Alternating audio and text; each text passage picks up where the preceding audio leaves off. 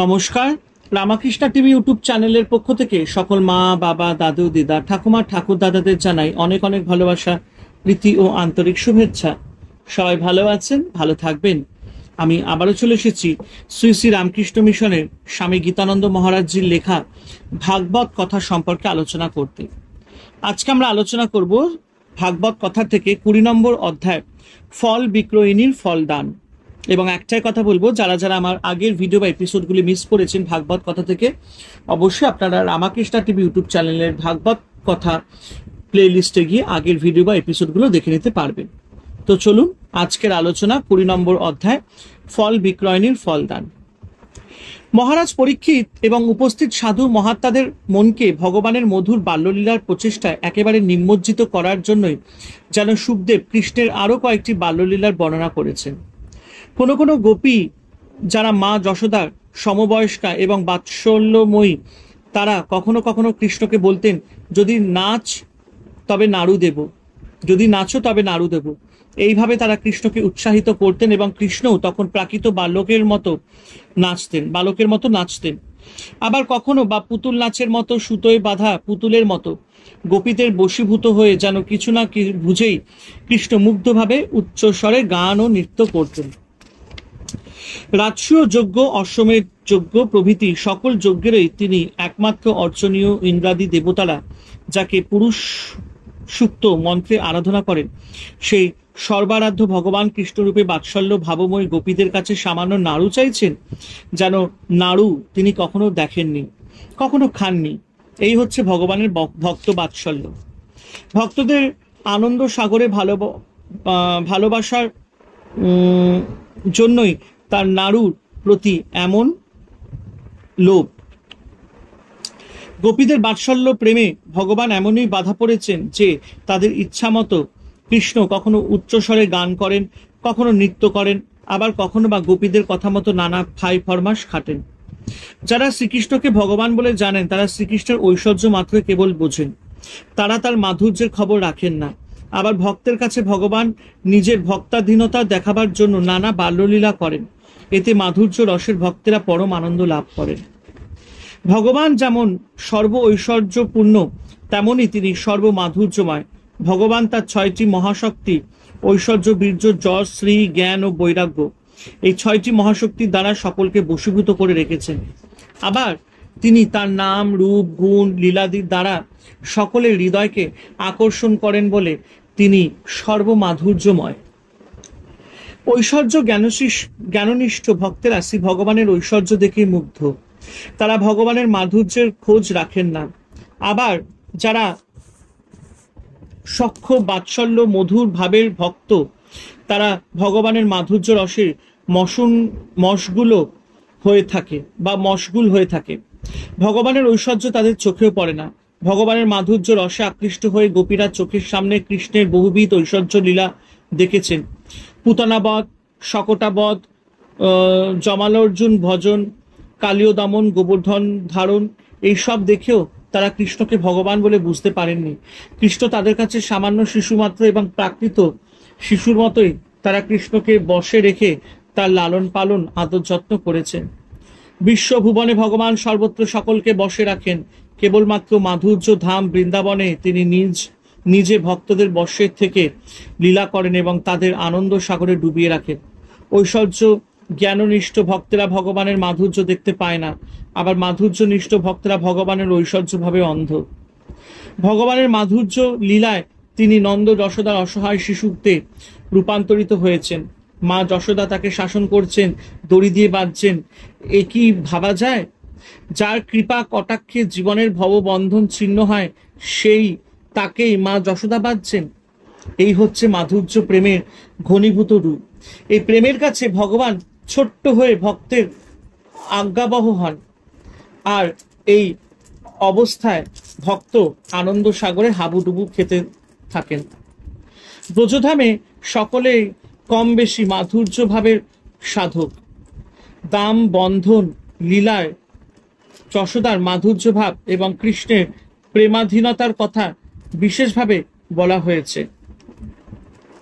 এছাড়াও তো সেখানে বহু লোক ছিলেন যারা গোপ জাতীয় স্ত্রীলোকের মাধুর্যভাব মাত্র 2টি বা কয়েকটি শ্লোকে বর্ণনা করা হয়েছে। নন্দ ভবনের পাশে রাজপথ থেকে ফল কিনবে গো, এই রকম শব্দ শুনে অচ্যুত, যিনি কখনো নিজের ঐশ্বর্য থেকে বিচ্যুত হন না, সেই সর্বফল প্রদাতা কৃষ্ণ ফল পাবার জন্য তাড়াতাড়ি এক মুঠো ধান নিয়ে ফলওয়ালির কাছে গিয়ে উপস্থিত হলেন। কৃষ্ণের খেলার সাথীরা তখন পর্যন্ত নন্দ ভবনে এসে পৌঁছায়নি এবং মা যশোদা গৃহকর্মে অন্যত্র ব্যস্ত ছিলেন। সুতরাং কৃষ্ণের এই উঠানে রাখা ধান নিয়ে একা একাই খেলা করছিলেন। সেই সময় ফল কিনবে গো এই আওয়াজ শুনেই কৃষ্ণ ফল পাবার জন্য এক মুঠো ধান নিয়ে রাস্তায় গিয়ে উপস্থিত হলেন এবং ফলওয়ালিকে বললেন, আমি তোমার ফল নেব। মুঠো করে তাড়াতাড়ি ধান নিয়ে যাবার সময় কৃষ্ণের আঙুলের ফাঁক দিয়ে ধানগুলো পড়ে গেল। ফলওয়ালি তখন কৃষ্ণের শূন্য হাত ফল ভরে দিল। হঠাৎ ফলওয়ালি দেখল যে তার ফলের ঝুড়ি নানাবিধ রত্নে পূর্ণ হয়ে গেছে। সুখদেব মাত্র 2টি শ্লোকে অতি সংক্ষেপে কৃষ্ণ ফলওয়ালির কথা বলেছেন, কিন্তু সুখদেবের বর্ণনায় যেসব কথা উহ্য থেকে গেছে রসিক ভক্তেরা তা এইভাবে বর্ণনা করেছেন। কৃষ্ণকে দেখে তার সুমধুর কথা শুনে ফলওয়ালি এক অদ্ভুত ভাবাবেশে এক অননুভূত আনন্দের আবেশে একেবারে আত্মহারা হয়ে পড়ল। কৃষ্ণের সামনে ফলের ঝুড়ি নামিয়ে হেসে বললে, ফল তো নেবে, কিন্তু ফলের কি দাম দেবে? কৃষ্ণ হাতের মুঠো খুলে দেখালেন। হাতে করে ধান নিয়ে আসার সময় কৃষ্ণের ছোট ছোট আঙুলের ফাঁক দিয়ে প্রায় সব ধানই পড়ে গেছে। মাত্র 2টি ধানই হাতে লেগে রয়েছে। এই দেখে ফলওয়ালি বললে, এই 2-1টি ধান দিয়ে তো এই সব ফল কেনা যাবে না গো। সুতরাং ফলের বদলে তুমি আমায় কি দেবে বলো? শিশু কৃষ্ণের সাথে কথা বলে ফলওয়ালি এক অদ্ভুত আনন্দের আবেশে মেতে উঠল। কৃষ্ণ বলল, আমাকে তো সবাই এমনিতেই সবকিছু দেয়, দামের জন্য তো কেউ কিছু বলে না। আমার মা, আমাদের প্রতিবেশীরা আমাকে কত ক্ষীর, ননি, মাখন খেতে দেয়, তারা তো প্রতিদানে কিছু চায় না, তবে তুমি দাম চাইছো কেন?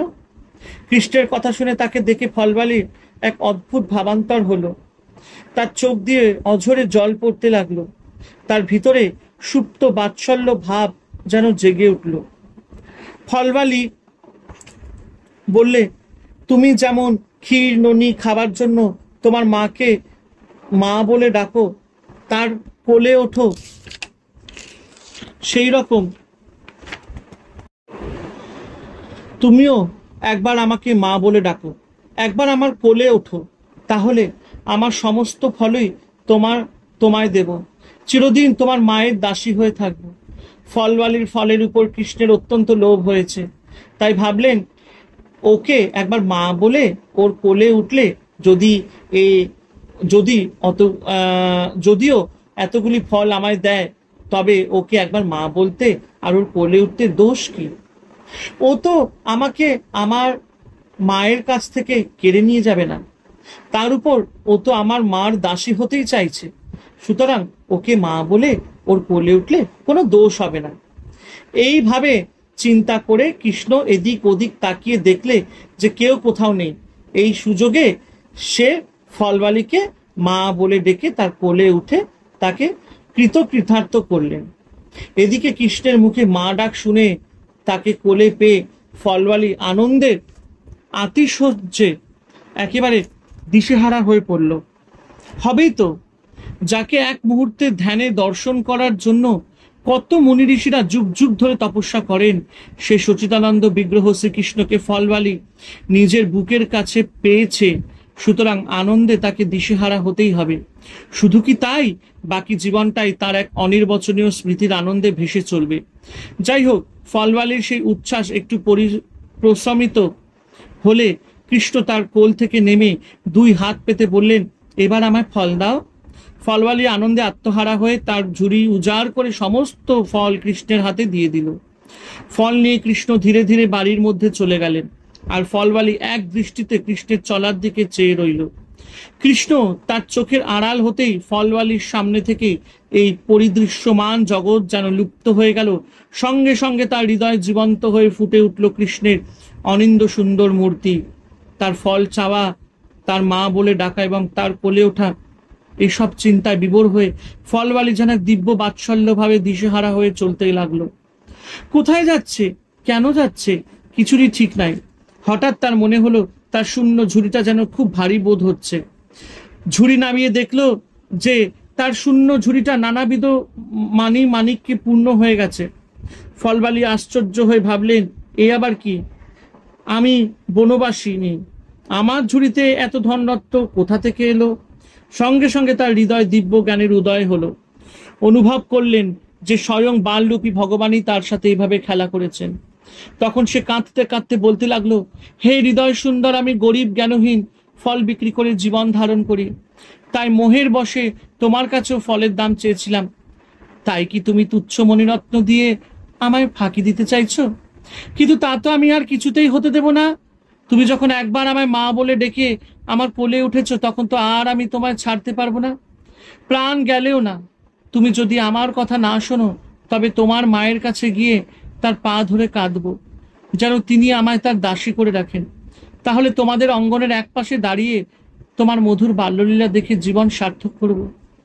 এইভাবে চিন্তা করতে করতে ফলবালির হৃদয় তখন ভক্তি এবং বৈরাগ্যে পূর্ণ হয়ে উঠল। সে তখন রত্নপূর্ণ ঝুড়িটি ফেলে দিয়ে অশ্রু, পোলক, কম্প প্রভৃতি কষ্ট সাত্ত্বিকভাবে পূর্ণ হয়ে বেহুশের মতো কোথায় চলে গেল, তার আর কোনো খবর পাওয়া গেল না। রবীন্দ্রনাথের খেয়া কৃপণ কবিতায় রয়েছে, এক ভিখারি ভিক্ষা করতে বেরিয়েছে। এমন সময় সে দেখলো কোনো এক মহারাজা রথে চলে যাচ্ছেন। ভিখারি ভাবলে, আজ আমার ভাগ্য সুপ্রসন্ন, মহারাজা কত ধন ধান্য রাস্তায় ছড়াতে ছড়াতে যাবেন, তাতেই আমার ভিক্ষার ঝুলি ভুলে যাবে। আজ আর আমার দাঁড়ে দাঁড়ে ভিক্ষা করতে হবে না। সহসা মহারাজা ভিখারির সামনে এসে একটু হেসে হাত পেতে বললেন, তুমি আমায় কিছু দাও। ভিখারি লজ্জায় মাথা নিচু করে তার ঝুলি থেকে একটি চাল মহারাজের হাতে দিল। ঘরে ফিরে ভিখারি দেখলো তার ভিক্ষার ঝুলির মধ্যে একটি সোনার দানা রয়েছে। তখন সে ভাবলে, দিলেম যা রাজ, ভিখারিরে স্বর্ণ হয়ে এলো ফিরে, এখন কাঁদি চোখের জলে দুটি নয়ন ভরে, তোমায় কেন দিইনি আমার সকল শূন্য করে।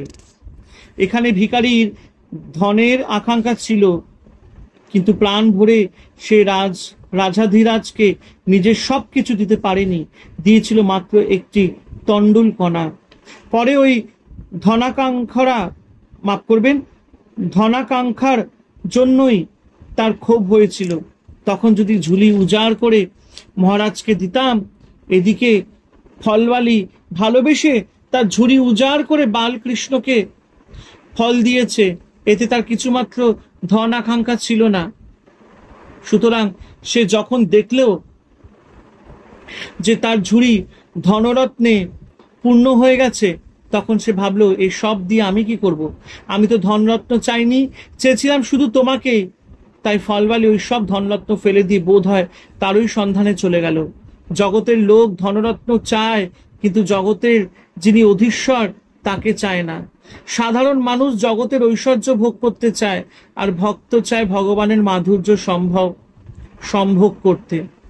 ফলবালি যে কোথায় গেল, ভাগবত কথার তার সম্বন্ধে আর কিছুই বলেননি। কিন্তু রসিক পণ্ডিতেরা তো অত সহজে ছাড়বেন না। তাদের অনুসন্ধিৎসা ফলবালির অন্তিম গতি কি হলো, তাদের ধারণা এবং তা যুক্তি সঙ্গত বটে। পুতনা রাক্ষসী বিষ মিশ্রিত স্তনপান করে কৃষ্ণকে বধ করতে এসেছিলেন, কিন্তু কৃষ্ণ তাকে দুর্লভ ধাত্রীগতি প্রদান করেছিলেন। ক্রূর পুতনা রাক্ষসরাই যদি এই অবস্থা হয়, তবে যে ফলবালিকে কৃষ্ণ মা বলে ডেকে তার কোলে উঠেছিলেন এবং স্বহস্তে তার ফল গমন করেছিলেন, তাকে কি তিনি বঞ্চিত করতে পারেন? পুতনা রাক্ষসীর দেহটাই ছিল কৃষ্ণ সেবার বাধক। তাই কৃষ্ণ পুতনার দেহটা বিনাশ করে তাকে যথাযোগ্যে বাৎসল্য প্রেমোচিত দেহদান করে তার সেবাধিকার দিয়েছিলেন। ফলবালি সাক্ষাৎভাবে কৃষ্ণ সেবার যোগ্য না হলেও কৃষ্ণের স্পর্শে সে যে সোনা হয়ে গেছে, সুতরাং ব্রজধামের মহামহা সাধু মহাত্মাদের মতো ফলবালিও কৃষ্ণ প্রেমে মাতোয়ারা হয়ে নিরন্তর কৃষ্ণ দর্শনের তীব্র ব্যাকুলতা নিয়ে ব্রজের পথে ঘাটে কৃষ্ণ নাম করতে করতে অন্তিমে কৃষ্ণ সান্নিধ্য লাভ করবে, এতে আর সন্দেহের অবকাশ কোথায়? হরে কৃষ্ণ কৃষ্ণ কৃষ্ণ হরে হরে, হরে রাম রাম রাম হরে হরে। জয় শিব শম্ভু, জয় দেবী দুর্গা দুর্গতি নাশিনী, জয় মা কালী।